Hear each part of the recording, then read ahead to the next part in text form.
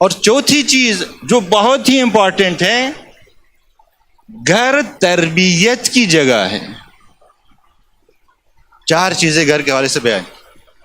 گھر مسجد ہے، گھر معبد ہے، گھر ریاضت کرنے کی جگہ ہے، اور گھر تربیت گاہ ہے، تربیت کرنے کی جگہ ہے۔ اب تربیت کا نام سنتے ہی یقیناً سب کے ذہنوں میں آ گیا ہوگا کہ بچوں کی تربیت کی جگہ ہے۔ نہیں، گھر سب سے پہلے بڑوں کی تربیت کی جگہ ہے، بچوں کی باری بعد میں آتی۔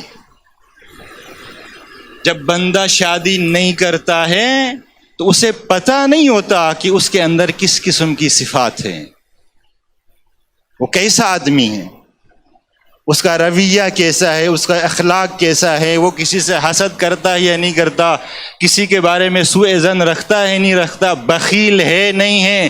ان چیزوں کا شادی سے پہلے انسان کو پتہ نہیں چلتا، شادی کرنے کے بعد پتہ چلتا ہے اوہو میں تو کتنا بخیل ہوں، کنجوس ہوں۔ وائف فون میں بات کر رہی کسی سے، آگے فوراً چہرہ بگاڑ کے کس سے بات کر رہی ہو، سوء ظن۔ شادی سے پہلے پتہ نہیں چلتا، شادی کرنے کے بعد پتہ چلتا ہے کہ میرے اندر یہ بری صفت ہے۔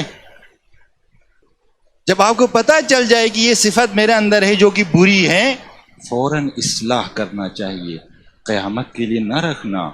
قیامت میں ایک غلطی کو صحیح کرنے کے لیے 1000 سال لگیں گے،